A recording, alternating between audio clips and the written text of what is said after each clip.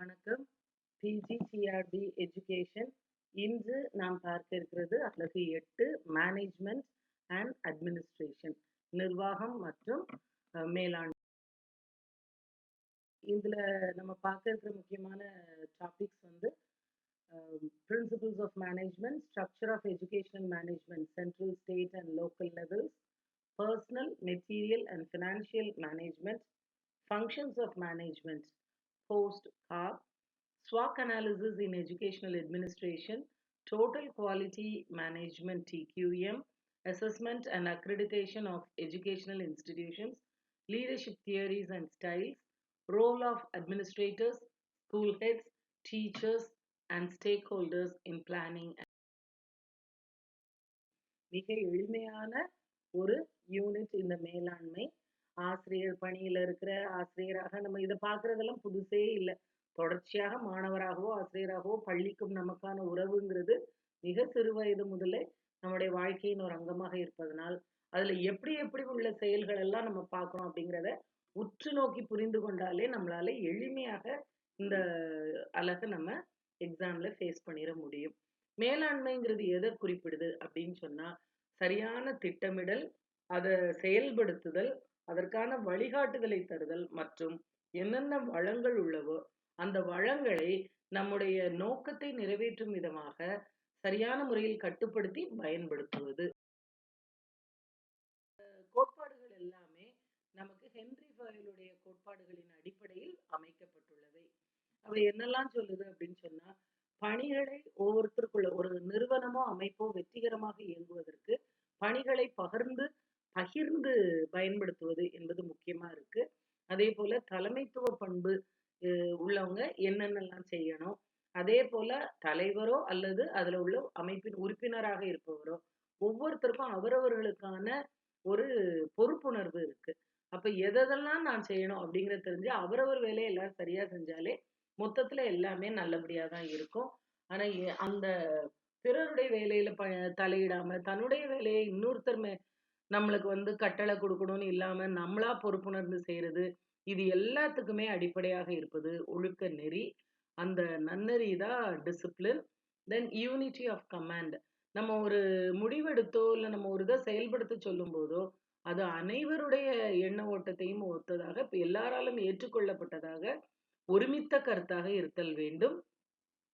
கொடுக்கப்படுகின்ற கட்டளைகள் ஆளுக்கு ஒரு கருத்து சொல்றாங்க, ஆளுக்கு ஒரு விதமான கட்டளை வருதுன்னா எதை பின்பற்றுவோன்னு உறுப்பினர்கள் குழம்பி போயிடுவாங்க இல்லையா? அதனால ஒருமித்த கருத்தாக இருத்தல் என்பது ரொம்ப முக்கியமானதாக இருக்கிறது.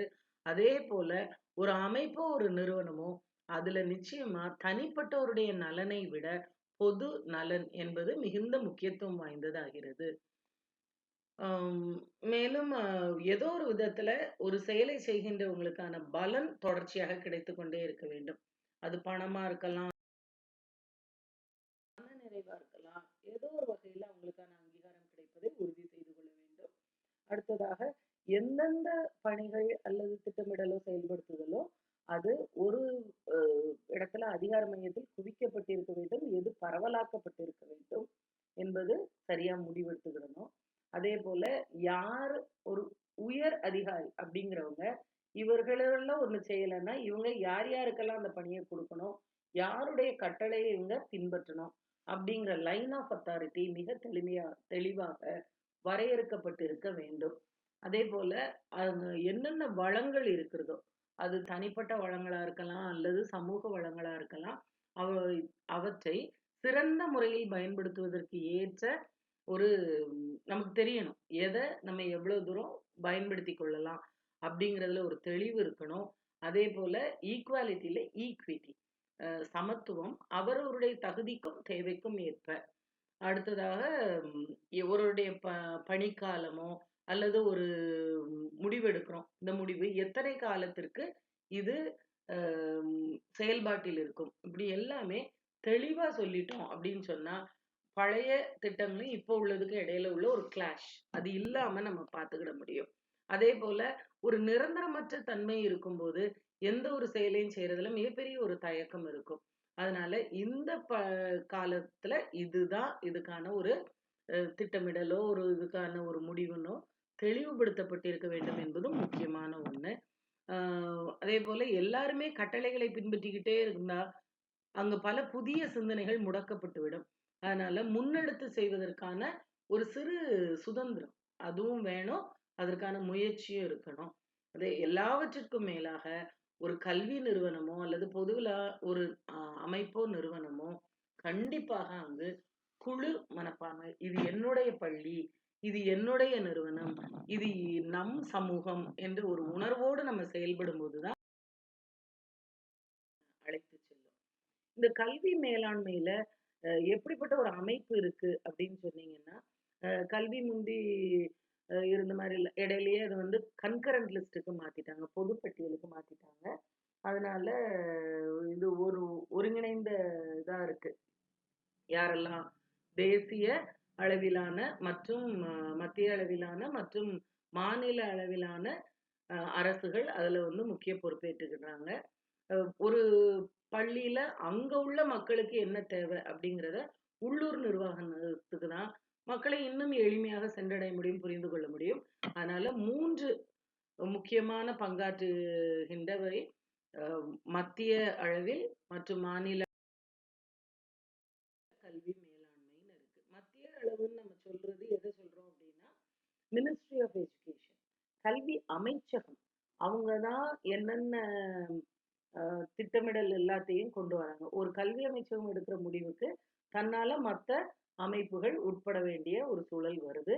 அவங்க தான் எவ்வளவு கல்விக்கு எவ்வளவு தூரம் வரி பணத்துல ஒதுக்கீடு செய்யப்பட வேண்டும், எப்படி ஒருங்கிணைத்து ஒரு கல்வி அமைப்பை கொண்டு போகணும் அப்படிங்கிறத முடிவு பண்றாங்க. இதுக்காக பல்வேறு நிறுவனங்கள் அமைக்கப்பட்டுள்ளன.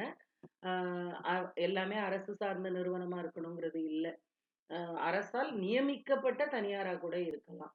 இப்ப நம்ம நிறைய நேரம் இந்த வார்த்தைகள் யுஜிசி, என்சிடிஇ, என்சிஇஆர்டி இந்த வார்த்தைகள்லாம் சொல்லும். யுஜிசில இருந்து ஃபண்ட் வந்துட்டா, என்சிஇஆர்டி இருந்து நிறைய புக்ஸ் இருக்கு. அதெல்லாம் ரெஃபரன்ஸ் பார்த்தீங்கன்னா ரொம்ப ஒரு தெளிவா இருக்கும். என்சிடியுடைய நார்ம்ஸ் என்ன சொல்லுது? அதே போல நாக் அக்ரிடிடேஷனுக்காக எங்களுடைய அமைப்பு வந்து ரெடி ஆகிக்கிட்டு இருக்கோம். இல்ல கிடைச்சிருக்கு. இந்த மாதிரிலாம் பேசுவோம். ஆனா அது வந்து எதை குறிப்பிடுகின்றது அப்படிங்கிறத. இது எல்லாமே இப்ப நம்ம சொன்னோம் இல்லையா? இது எல்லாமே அக்ரோனிம்ஸ் தான். முதல் எழுத்துக்களை எடுத்து இப்படி ஒரு வார்த்தையா அமைச்சு வச்சிருப்பாங்க. இதோடைய முழுமையானது என்னன்னு தெரிஞ்சுக்கிட்டோம்னா, நம்ம தேர்வு அடிப்படையில நமக்கு மிக எளிமையா இருக்கும். நம்ம அந்த யூனிட்ல உள்ள கொஸ்டின்ஸ எக்ஸாம்ல ஃபேஸ் பண்றதுக்கு. So UGC university grants commission, NCTE national council for teacher education, NCERT national council of educational research and training, AICTE all India council for technical education, NAAC national assessment and accreditation council. இவங்க எல்லாமே நோக்கம் ஒண்ணுதான். என்ன செயல்பாட்டுக்காக இதெல்லாம் அமைக்கப்பட்டிருக்கு? ஒண்ணு திட்டமிடல், அதாவது கோட்பாடுகளை உருவாக்குதல், தரத்தை நிர்ணயித்தல், சில அமைப்பு ஃபண்டிங், நிதி உதவி செய்தல். இதுதான் அதோடைய நோக்கம். ஸ்டேட் லெவல் ஆஃப் எஜுகேஷனல் மேனேஜ்மெண்ட்ல வரும்போது மாநில அளவுலன்னு அதுக்குன்னு சில டிபார்ட்மெண்ட்ஸ் இருக்கு. இவங்க என்ன பண்றாங்க அப்படின்னா, மத்திய அரசு கொண்டு வர திட்டங்களை எந்த அளவுக்கு நம்முடைய மாநிலத்திற்கு ஏற்புடையது அப்படிங்கிறத பகுத்தாராய்ந்து பயன்படுத்துதல், முடிவு செய்யறாங்க. இந்த மாநிலத்திற்கு ஏற்ற மாதிரி உள்ள, ஏன்னா இந்தியா வந்து பல்வேறு விதப்பட்ட கலாச்சாரங்கள் பண்பாடுகளுக்கு வந்து இணைந்தவை. அங்க உள்ள மக்களுக்கு என்ன தேவை அப்படிங்கிறதும் அந்த மக்களுடைய பணி அமர்த்துதலும் இவங்களுடைய பொறுப்பு. ஏன்னா இத்தனை மாணவர்களுக்கு இத்தனைங்கிற அந்த ரேஷியோ இருக்கு இல்லையா, அதை கரெக்டா மெயின்டைன் பண்ணணும் அப்படின்னு சொன்னா இது மாநில அரசின் கையில தான் இருக்கு. அதுபோல SCERT state council for educational research and training அப்படிங்கிற அமைப்பின் மூலமாக என்சிஇஆர்டி மாதிரியே இவங்க வந்து கலைத்திட்டத்தை வடிவமைத்தல் மற்றும் ஆசிரியர்களுக்கான பயிற்சி தருவதற்கான, அது வந்து பயிற்சிக்கான கண்டென்ட்டா மெட்டீரியலா இருக்கலாம், அல்லது ஃப்ரேம் பண்றதுல அவங்களோட சஜஷன்ஸா இருக்கலாம். they play a very important role. அதே போல பல்கலைக்கழகங்கள் பல்கலைக்கழகங்கள் வந்து மத்திய பல்கலைக்கழகமும் இருக்கு, மாநில பல்கலைக்கழகமா இருக்கு. மாநில பல்கலைக்கழகம் மொத்தத்துல பல்கலைக்கழகங்கள் எல்லாமே உயர்கல்வியை நிர்வாகம் செய்யவும் அதோடைய உறுப்பு கல்லூரிகளுக்கான ஒழுங்கமைப்பு கொண்டிருக்கிறார்கள். உள்ளூர் அளவுல அப்படின்னு பார்த்தோம்னா அந்தந்த மாவட்ட அளவிலான பள்ளிகளை கண்காணிப்பதற்காக டிஸ்ட்ரிக்ட் எஜுகேஷன் ஆஃபீஸர் பள்ளி அளவுல செயல் திட்டங்களை வந்து சரியா போய்கிட்டு இருக்கா, தேவைகள் எதுவும் இருக்கா, அப்படி ஐடென்டிஃபை பண்ணி அதற்கான திட்டமிடலுக்காக ஸ்கூல் மேனேஜ்மெண்ட் கமிட்டிஸ் இது எல்லாமே துவக்க பள்ளிகள்ல செயல்முறைப்படுத்தப்பட்டிருக்கு. இது எதுக்கு அடியில வருது அப்படின்னு பார்த்தோம்னா, ரைட் டு எஜுகேஷன் ஆக்ட் படி கல்வி என்பது உரிமை அப்படிங்கிற சட்டத்தின்படி இது செய்யப்படுது. பஞ்சாயத்து ராஜ் இன்ஸ்டிடியூஷன்ஸ் அப்படிங்கிறது இன்னும் மனதிற்கு நெருக்கமாக ஒரு பஞ்சாயத்து பள்ளினா நகராட்சி, ஊராட்சி இந்த பள்ளிகள் எல்லாமே அங்க உள்ள நிர்வாகத்தினர் மக்களுடைய தேவை புரிந்து சப்போர்ட் லோக்கல் ஸ்கூல் டெவலப்மெண்ட் அப்படிங்கிறது அவங்களுக்கு தான் தெரியும், புரியும். அடுத்ததாக மிக முக்கியமான இந்த யூனிட்ல ஒரு எக்ஸாமினேஷன் பாயிண்ட் ஆஃப் வியூல ஒரு முக்கியமான ஒரு பகுதி ஃபங்க்ஷன்ஸ் ஆஃப் எஜுகேஷனல் மேனேஜ்மெண்ட். என்னென்ன பணிகள் எல்லாம் நம்ம மனசுல வச்சுக்கிட்டு ஒரு கல்வி மேலாண்மையை திட்டமிடணும் அப்படிங்கிறதுக்கு போஸ்ட் கார்ட் அப்படிங்கிற இந்த அக்ரோனிம் ரொம்ப முக்கியத்துவம் வாய்ந்ததாகிறது. POSD CORB மொத்தம் 7 விதமான பணிகள் இதுல குறிப்பிடப்பட்டிருக்கிறது. இந்த 7 பணிகளும் என்னென்ன அப்படிங்கறத தெரிஞ்சுட்டோம்னா எளிமையா நம்ம இதுல கேட்கப்படுற கேள்விகளுக்கு பதில் கொடுக்க முடியும். நம்பர் 1 பிளானிங், திட்டமிடல். இது தெளிவா நம்முடைய ஒரு செயலாகவோ அல்லது எந்த ஒரு பணியா இருந்தாலும் அதோடைய நோக்கம் என்ன அப்படிங்கிறதுல தெளிவு இருந்தாதான் நோக்கம் நிறைவேற முடியும். அதே போல கலை திட்டத்தை வடிவமைத்தல், உள்கட்டமைப்பை என்னென்ன தேவைகளின் அடிப்படையில திட்டமிடல், இது அவங்களுடைய பணியாக இருக்கிறது. அடுத்ததாக ஆர்கனைசிங், திட்டமிடலை செயல்படுத்தணும் இல்லையா, அப்போ ஒரு முறைமை இருக்கு. அந்த முறைமையை structuring departments, roles and responsibilities, யார் யாருக்கு என்னென்ன கடமைகள், யார் யாருக்கு என்னென்ன பொறுப்புகள் அப்படிங்கிற தெளிவை கொடுக்குறாங்க. ஸ்டாஃபிங் பணியாளர்கள்னா அகடமிக் ஆர் அட்மினிஸ்ட்ரேட்டிவ் ஸ்டாஃப், அவங்கள பணி அமர்த்துதல், அவர்களுக்கான பயிற்சி கொடுத்தல். டீச்சர்ஸ்னா அவங்களுடைய தகுதியில மேல கொண்டு போறதுன்னு மட்டும் இல்லை, இன்பிட்வீன் இன் சர்வீஸ் ட்ரைனிங் கொடுத்து அவருடைய தனித்திறன்களை மேம்படுத்துவதற்கான பயிற்சிகளை கொடுத்தல், இதெல்லாம் அவங்க பொறுப்புல இருக்குது. டி ஃபார் டைரக்டிங், அதாவது தலைமை மற்றும் என்ன செய்யணும், எப்படி ஒரு ஊக்கம் உங்களுக்குள்ள இருந்தா நீங்க அடுத்தடுத்த நிலைக்கு சிறப்பான பணியாற்ற முடியும் அப்படிங்கிறதெல்லாம். Providing leadership, guidance and motivation, இது வந்து directing for D. Then coordinating, CO. இந்த CO அப்படிங்கிறது வந்து coordinating integrating activities across the levels. அதாவது இப்போ நம்ம பார்க்குறோம் இல்லையா, உள்ளூர் அளவில் இருக்கலாம், மாநில அளவில் இருக்கலாம், மத்திய அளவில் இருக்கலாம், அல்லதே போல பள்ளி அளவுலையுமே கூட ஒரு தலைமை ஆசிரியராக இருப்பாங்க, ஆசிரியராக இருப்பாங்க, அலுவலக பணியாளர்களாக இருப்பாங்க. இவங்களுக்குள்ள ஒவ்வொருத்தருக்கும் ஒவ்வொரு பொறுப்பு இருக்கு. அவரவர் வேலை அவங்கவுங்களுக்கு சிறப்பானது, அவங்கவுங்களுடைய வேலைக்கு அவங்கவுங்களுக்குன்னு ஒரு பொறுப்பு இருக்கு. இது எல்லாமே ஒன்னா சேர்ந்து இயங்கணும். யாரோ ஒருத்தருடைய நலனுக்காக இன்னொருத்தர் வந்து பலியாகப்படக்கூடாது. அதனால அந்த ஒருங்கிணைந்த செயலுக்கு பொறுப்பெடுக்கிறது தான் கோஆர்டினேட்டிங். தென் ரிப்போர்ட்டிங், எதுவாக இருந்தாலும் சும்மா தோணுச்சு, அப்படி இருக்குமோன்னு நினைச்சேன், இந்த மாதிரி எல்லாம் ஒரு நிர்வாகத்துல பேச முடியாது இல்லையா, ஆப்வியஸ்லி.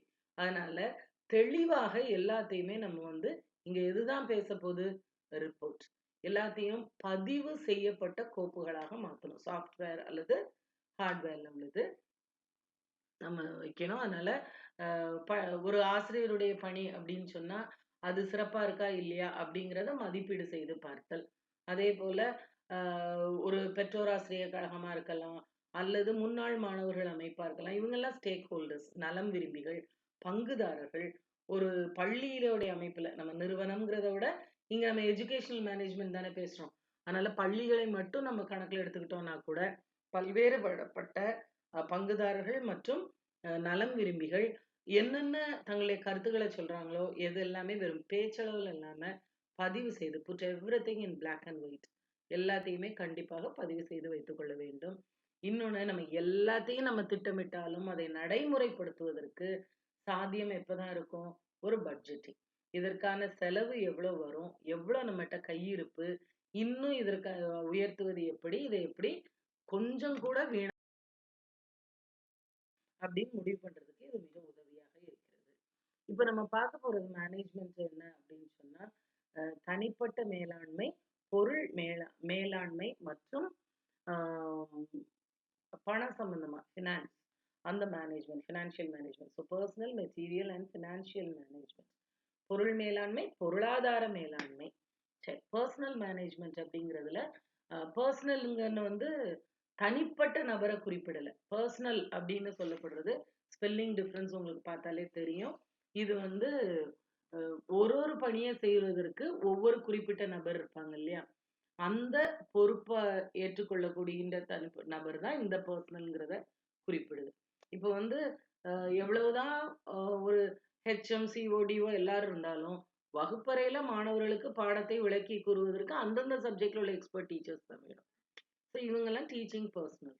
அந்த மாதிரி இது தனிநபரை குறிக்கல, அந்த பணி, அந்த குறிப்பிட்ட பணிக்கானவர் அப்படிங்கிறத குறிப்பிடுது.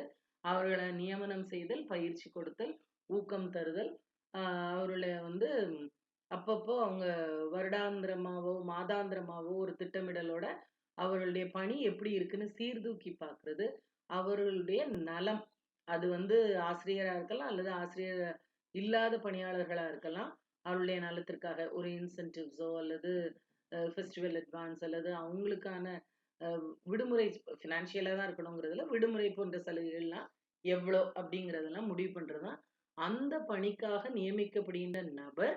அதில் அவங்களுக்கான தெளிவுபடுத்துதல், அவர்களுக்கான பொறுப்புகள், அவர்களுக்கான சலுகைகளை, பணிகளையும் தெளிவுபடுத்துதல், இதான் பர்சனல் மேனேஜ்மெண்ட். தென் பொருள் மேலாண்மை எனப்படுகின்ற மெட்டீரியல் மேனேஜ்மெண்ட்ல நம்ம என்னென்னதெல்லாம் ஒரு பள்ளியில நம்ம எத்தனை மாணவர்கள் இருக்காங்க, எத்தனை ஆசிரியர்கள் இருக்காங்க, அங்குள்ள தேவை என்ன, அதற்கான ஒதுக்கீடு என்ன, அதுல எதையுமே வீணாகாமல் அதனுடைய பயன்பாட்டியல் என்னென்ன, அதே போல வருகின்ற வளங்கள் இருக்கு இல்லையா, லேபா இருக்கலாம், லைப்ரரியா இருக்கலாம், அல்லது ஒரு கம்ப்யூட்டரா இருக்கலாம், கிளாஸ் ரூம் பில்டிங்கா இருக்கலாம், இது எல்லாத்தையுமே வந்து எப்படி பத்திரமா நம்ம மெயின்டைன் பண்ணணும், அதை மக்களுக்கு யூஸ் பண்ணணும். சும்மா அப்படியே வச்சிருக்கிறதுனால எந்த நலனும் ஏற்பட போறது இல்லை இல்லையா. இதுதான் பொருள்களை எவ்வாறு கையாளுதல், எவ்வாறு பொருள் மேலாண்மை இருக்க வேண்டும் அப்படிங்கிறத தெரிஞ்சுக்கிடணும். பொருளாதார மேலாண்மை என்பது முதல்ல ஒரு திட்டமிடல்ல முக்கியமான பகுதி வந்து அதற்கான ஃபண்டு, ரிசோர்ஸ், எங்கிருந்து எவ்வளோ பணம் நம்மகிட்ட கையிருப்பு எவ்வளவு, எங்கிருந்து இந்த குறிப்பிட்ட செயலுக்காக இப்போ ஒரு லேபு கட்டணும்னு முடிவு பண்றோம், பள்ளியில உள்ள ஃபண்ட் எவ்வளோ இருக்கு, எங்கிருந்து இதை நம்ம அப்ளை பண்ணி வாங்க முடியும், இப்போ கெட்ட போற லேபுக்கான செலவு எவ்வளோ ஆகும், அந்த வரவு செலவு கணக்கு அதை கரெக்டாக மெயின்டைன் பண்ணி ஆடிட்டிங் எல்லாம் அனுப்பி நம்ம கரெக்ட் பண்ணி வச்சாதான் அதுல எதுவுமே யாரும் குறை சொல்ல முடியாத அளவுல தெளிவா பண்ணணும். அதே மாதிரி செலவு பண்றோம் அப்படின்னு சொன்னா இந்த மிஸ்லேனியஸ் எப்படியோ தெரியல இவ்வளவு ரூபாய் இவ்வளவு போயிடுச்சு அப்படிலாம் யாருமே சொல்ல முடியாது. இது யாருடைய தனிப்பட்ட இதுவும் இல்லை, இது ஒவ்வொருவருக்கும் இதுல உரிமையும் பொறுப்பும் இருக்கு, கடமையும் இருக்கு அப்படிங்கிறத நம்ம பார்த்ததுனால அதுல ஒரு வெளிப்படைத்தன்மை இருக்க வேண்டும், டிரான்ஸ்பரன்சி, இது முக்கியமானது. அடுத்ததாக ஸ்வாக் அனாலிசிஸ் இன் எஜுகேஷனல் அட்மினிஸ்ட்ரேஷன். இந்த ஸ்வாக் அப்படின்னு சொல்றது 4 வார்த்தைகளை ஒருங்கிணைத்த ஒரு வார்த்தையாக இருக்கிறது. ஸ்வாக்ங்கிறது ஸ்ட்ரென்த், வீக்னஸ், ஆப்பர்ச்சுனிட்டிஸ், சேலஞ்சஸ். முந்தி இதை வந்து த்ரெட் அப்படின்னு ஸ்வாட் அனாலிசிஸ்ன்னு சொல்லியிருந்தாங்க. த்ரெட்டுனா பொதுவா இதெல்லாம் எதிர்காலத்துல உங்களுக்கு வரக்கூடிய சிக்கல்கள் அப்படின்னு பயமுறுத்தும் போது அதை விட்டு விலகி செல்லணும் தான் நமக்கு தோணும் இல்லையா. அந்த ரோட்ல அங்க ஒரு பெரிய பள்ளம் இருக்கான், இல்ல அங்க ஒரு கண்ணி வெடி இருக்கான்னா அந்த இடத்துல போகணும்னு யாரும் நினைப்போமா, மாட்டோம். ஆனா அதே இது ஒரு சவாலுங்கும் போது இயல்பான ஒரு மனித நேச்சர் என்ன அப்படின்னா, இயல்பு நம்ம என்ன நினைப்போம், அதை ஃபேஸ் பண்ணி அதை தாண்டி வரணும் அப்படிங்கிறது. சின்ன சின்னதா ஒரு போட்டி, இப்போ ஒரு அந்தாட்சரி விளையாடும் போது என்ன சந்தோஷம் அதுல வருது, இந்த சேலஞ்சுங்கிறது தான். எனக்கு தெரியும் உனக்கு தெரியுமா அப்படின்னு பாக்குறது. அப்ப அதனாலதான் இப்ப த்ரெட்டுங்கிற வார்த்தையை எடுத்துட்டு சேலஞ்ச் அப்படிங்கிற வார்த்தையை யூஸ் பண்றாங்க. முந்தைய ஸ்வாட் அனாலிசிஸ், இப்ப இருக்கிறது என்னதுன்னா swag analysis, strength, weakness, opportunities and challenges. So strength என்ன அப்படின்னு சொன்னா தகுதியான ஆசிரியர்கள் வந்து பணியமர்த்தப்படுவாங்க. இந்த சரியான திட்டமிடலோடு நம்ம செயல்படும் போது உள்கட்டமைப்புகள் மற்றும் புதிய புதிய தொழில்நுட்பங்களை உள்ள கொண்டு வர முடியும். இதுல வீக்னஸ் என்னன்னா ஆசிரியர் இல்லாத பள்ளிகள்ல உள்ள பிள்ளைகள் பாதிக்கப்படுவாங்க. இன்னும் நிறைய திட்டங்கள் செயல்படுத்தப்படாம இருக்கிறதுக்கு நிதி ஒதுக்கீடு இல்லாத ஒரு காரணமா இருக்கலாம். இன்னும் சில இடங்கள்ல பழைய முறைகளையே பின்பற்றி அப்படியே பழகியிருப்பாங்க. புதியவற்றை ஏற்றுக்கொள்ளக்கூடிய பக்குவம் இல்லாம இருக்கிறதெல்லாம் இல்ல சிலருக்கு வந்து அது தெரியாது. போராட்டம் இருக்கும். புதிதா ஒன்றை கற்றுக்கொள்ள வேணுங்கிற ஆர்வம் இல்லாம இருப்பாங்க. இதெல்லாம் இதுல உள்ள பின்னடைவாக பார்க்கப்படுகிறது. இன்னும் எதிர்காலத்துல உள்ள அ ஒரு சிறப்பு என்ன அப்படின்னு நம்ம பார்த்தோம்னா, எல்லாமே நிகழ்நிலையில இப்ப படிக்கிறது. ஆன்லைன் லேர்னிங் இப்ப ரொம்ப வெளிப்படையா வந்திருக்கு. அதனால இலக்க முறை கற்றல் என்பது ரொம்ப நடைமுறையில வரும் கூடிய சீக்கிரம். அதேபோல தேசிய கல்விக் கொள்கை அது சொல்லியிருக்கிறதுல நெறைய புதிய புதிய கோட்பாடுகள் சொல்லப்பட்டிருக்கு. முந்தி கல்விங்கிறது வந்து லோக்கலைஸ்டா இருந்தது. அதுதான் அதோடைய சிறப்பாகவே இருந்தது. இப்ப கல்விங்கிறது எப்படின்னா, உலகம்ங்கிறதே ஒரு குளோபல் வில்லேஜ்ங்கிறோம் இல்லையா? எல்லாருமே இந்த ஆன்லைன் மூலமா கனெக்ட் பண்ணப்பட்டிருக்கிறதுனால, இன்டர்நெட் மற்றும் ஐசிடியோடைய பெரிய வெற்றியே அதுதான். எல்லாரையும் ஒருங்கிணைத்ததுனால, இங்க யுஜி படிச்ச பிள்ளை வெளிநாட்டுல போய் படிக்கலாம். இங்க ஒரு கோர்ஸ் படிச்சுட்டு இருக்க பிள்ளை இந்த கிரெடிட்ஸ அப்படியே வேற ஒரு கல்லூரிக்கு மாத்தி, அது மூலமா அவங்க படிச்சு முடிக்கலாம். அப்ப இந்த இன்டர்நேஷனல் கொலாபரேஷன் உயர்கல்விக்காகவோ அல்லது கல்வியின் தொடர்ச்சிக்காகவோ வேற பல்வேறு நாடுகள வந்து ஒருங்கிணைத்து கொண்டு வருது. இதுங்க தான் இப்ப வந்து கல்வியில நமக்கு நம்பிக்கை தரக்கூடிய ஒரு பகுதிகளாக இருக்கிறது. எதிர்நோக்குகின்ற சவால்கள் என்னென்னன்னு பார்த்தீங்கன்னா, பள்ளி கல்வியில உறுதி செய்யப்படுகின்ற பலரும், ஒண்ணு படிக்கிற பிள்ளைகள் என்ன இருக்கணும்? பணி அமர்த்தப்பட்டு இருக்க வேண்டும். அல்லது உயர்கல்விக்கு போயிருக்கணும். அப்படி இல்லாம இடைநிற்றல் ஒரு பிரச்சனை. எல்லோருக்கும் ஒரே விதமான கல்வி வாய்ப்புகள் வழங்கப்படாம இருக்கிறது. இன்இக்வாலிட்டி. தென் கற்றல் என்பது வந்து பொதுமக்களுடைய நன்மைக்காக, மாணவர்களுடைய நலனுக்காக, சமூக மேம்பாட்டிற்காக அப்படிங்கிறத தாண்டி நெறைய இடங்கள் என்ன பண்ணிடுறாங்க ஒரு தப்பு அப்படின்னு சொன்னா, அத ஒரு பொருளாதார வழியா பார்த்துடுறாங்க.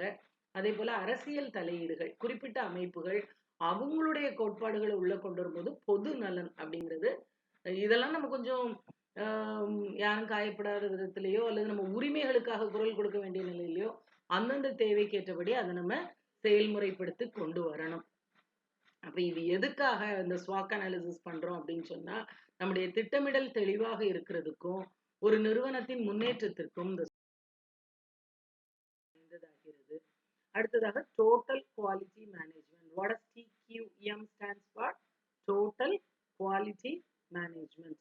அந்த நிர்வாகம்ங்கிறது எப்படி இருக்கணும் அப்படின்னு சொன்னா, நிர்வாகம் யாரோ ஒருவர் நலனுக்காக இல்ல, பொது நலனுக்காகங்கிறோம் இல்லையா? அதனால எல்லாருக்கான ஒரு நிர்வாகமாக இருத்தல் வேண்டும். ஸோ டோட்டல் குவாலிட்டி மேனேஜ்மெண்ட் அப்படிங்கிறத அதாவது டெமிங் மற்றும் யூரானுடைய கோட்பாடுகளை கல்விக்கு ஏற்றாற்போல் நம்ம பயன்படுத்திட்டு இருக்கோம். அதோடைய முக்கிய கோட்பாடுகள் என்னென்ன அப்படின்னு சொன்னா, தொடர் வளர்ச்சி இருக்கணும். உயிரோட்டமான ஒரு துறை கல்வி இல்லையா? அந்தந்த காலகட்டத்திற்கு ஏற்ப மக்களின் தேவைகள் மாறிக்கிட்டே வரும். காலத்தின் தேவைக்கு ஏற்ற மாதிரி நம்ம அதுல எப்பவுமே மாற்றங்களை கொண்டு வந்துட்டே இருக்கணும். எந்த மாற்றம் நீங்க கொண்டு வரதா இருந்தாலும் எல்லாமே மாணவருடைய நலனை மையமாக வைத்து இயங்க வேண்டும். ஆசிரியர்களா இருக்கலாம், அல்லது நிர்வாக பணியாளர்களா இருக்கலாம், தலைமைத்துவத்துல உள்ளவங்களா இருக்கலாம். எல்லாருமே ஒரு குழுவாக இயங்கும் போதுதான் அது வெற்றிகரமானதாக இருக்க வேண்டும். ஒவ்வொருத்தரும் தன்னுடைய பொறுப்புணர்வை உணர்ந்து கொண்டு எல்லாரும் ஒண்ணு சேர்ந்து இயங்கும் போது கண்டிப்பா வெளிப்படைத்தன்மையுடையதாக இருக்கும்.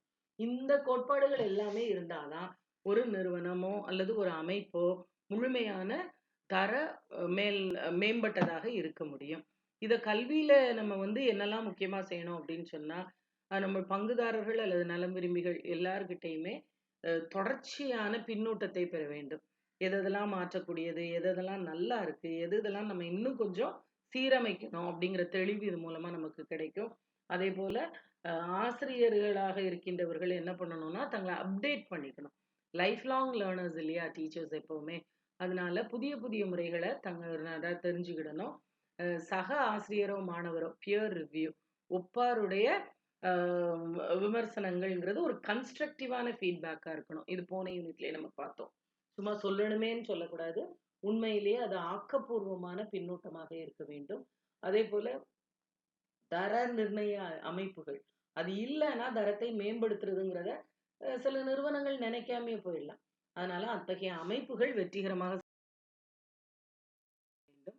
அப்போ இந்த மதிப்பீடு செய்தல் மற்றும் தரம் நிர்ணயித்தல் கல்வி நிறுவனங்களுக்கானது எப்படி இருக்கு அப்படின்னா, முதல்ல முக்கியமானது ஹையர் எஜுகேஷனுக்குள்ள national assessment and accreditation council அது முக்கிய பங்காற்றுகிறது. அது உயர்கல்வியில நிறுவனங்களுக்கு கலைத்திட்ட அடிப்படையில கற்றல் கற்பித்தல், ஆய்வுகள் மேற்கொள்ளுதல், உள்கட்டமைப்பு, நிர்வாகம் மற்றும் புதிய சிந்தனைகளின் அடிப்படையில அது தரம் நிர்ணயம் பண்ணுது. இப்ப இந்த வருஷம் 2025 படி நாக்ல சில மாற்றங்களை கொண்டு வராங்க. இதுல நம்ம குறிப்பிட்டிருக்கிறது அந்த 7 பாயிண்ட்ஸா அதை கொடுத்துருந்தாங்க இல்லையா, அந்த 7 நிலைகள்ல உள்ளது நம்ம கொடுத்துருக்கோம். இப்ப அதை 10 நிலைகள், ஆனா அது வந்து டிராஃப்ட் அளவுல தான் இருக்கு. இன்னும் முழுமையாக நடைமுறைப்படுத்தப்படாததுனால நம்ம அதை முடிவா சொல்ல முடியாது.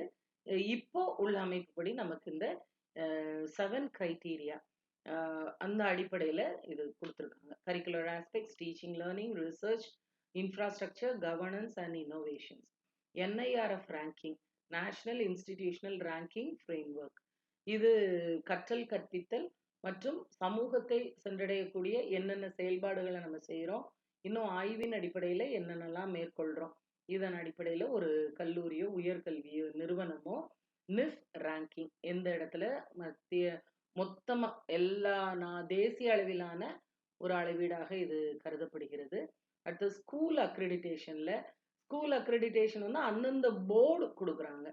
CBSE, CISE, state boards, international boards, இவங்க எல்லாருமே அதோடைய தர நிர்ணயிக்க அமைப்புகள் வச்சிருக்காங்க. எதுக்காக இந்த தர நிர்ணய அமைப்புகள் இருக்கு, இதோடைய பலன் என்ன அப்படின்னு பார்த்தோம்னா, எல்லாருமே அவங்களுடைய பொறுப்புணர்வு தெரிந்து கொள்வதற்கும் தரத்தை உறுதி செய்வதற்கும் தொடர்ச்சியாக அப்படியே தேக்கம் இருந்துடாம நம்ம முன்னேறிக்கிட்டே போறதற்கும். அடுத்ததாக தலைமைத்துவத்தின் கோட்பாடுகள் என்னென்ன அப்படின்னு பார்த்தோம்னா, பண்பு கோட்பாடு என்ன சொல்லுது, பண்புல அடிப்படையிலான கொள்கைகள் என்ன சொல்லுது அப்படின்னா, பிறக்கும் போதே ஒருவர் தலைமைத்துவ பண்போடு இருப்பார் அப்படிங்கிறது இதோடைய நம்பிக்கை. நடத்தையியல் கோட்பாடு என்ன சொல்லுது அப்படின்னு சொன்னோம்னா, ஒருவருடைய நடத்தை சார்ந்ததாகத்தான் அவர் தலைவரா இல்லையா, அதாவது தலைவர்ல 2 வகை இருக்கிறதா நடத்தையியல் சொல்றாங்க.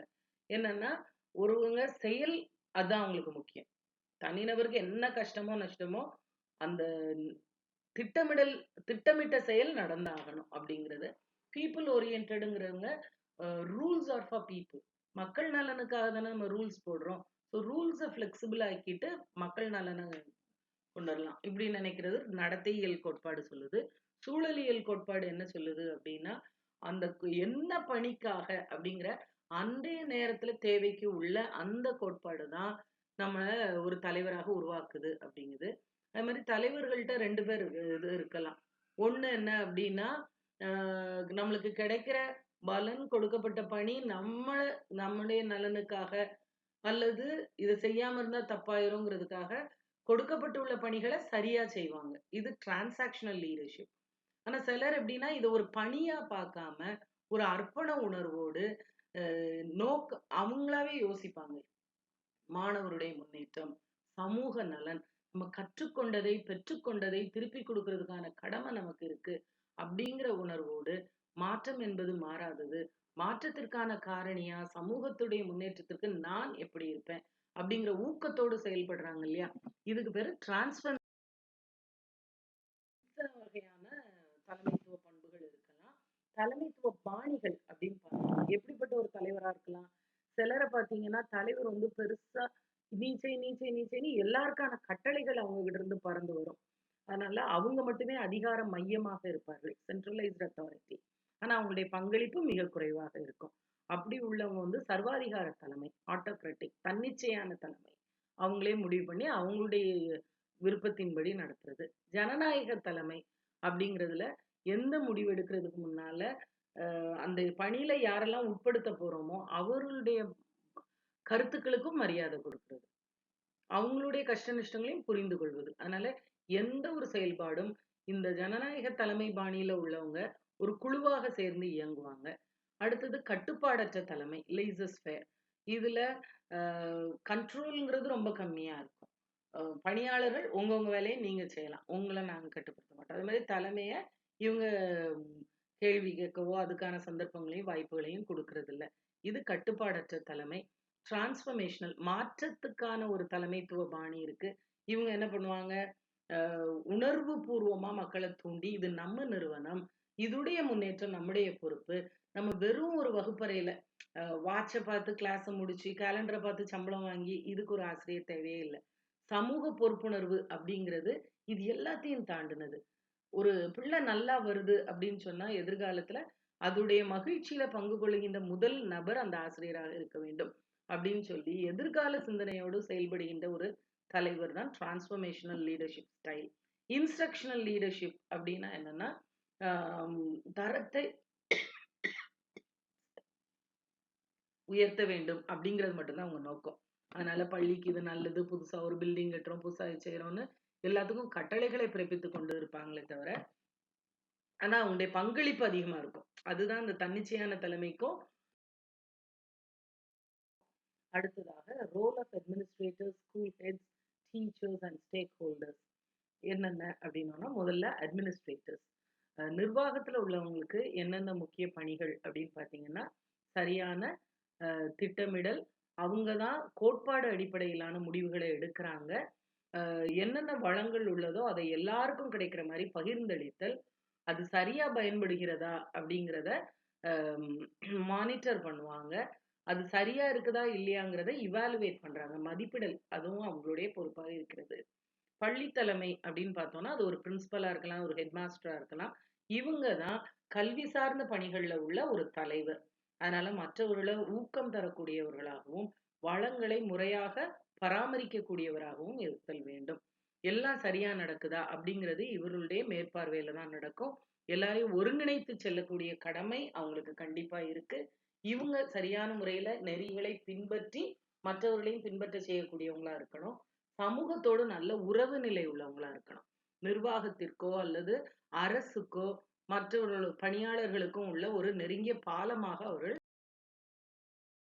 ஆசிரியருடைய பணிகள் அப்படின்னு பாத்தீங்கன்னா வகுப்பறை கற்பித்தல், கலைத்திட்டத்தில் உள்ள பாடத்திட்டத்தில் உள்ளவற்றை மாணவர்களிடம் கொண்டு சேர்க்கும் பொறுப்பு இவங்க கிட்ட தான் இருக்கு. அதே போல வழிகாட்டுதல் மற்றும் மாணவர் நலன் இதற்கு பொறுப்பேற்றுக் கொள்பவர் ஒரு ஆசிரியராக மட்டும்தான் இருக்க முடியும். திட்டமிடல் மற்றும் அதற்கான மதிப்பிடல்ல ஒரு முக்கியமான ஒரு பங்காற்றக்கூடியவர்கள் ஆசிரியர்கள். நலம் விரும்பிகள் மற்றும் பங்குதாரர்கள் அப்படிங்கிறது யாரெல்லாம் குறிக்குது?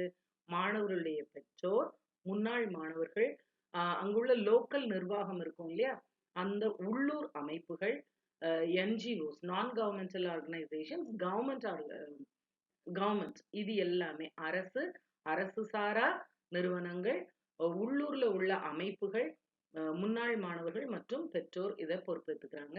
இவங்க எல்லாருமே சப்போர்ட். இவங்கெல்லாம் தூண்கள் மாதிரி.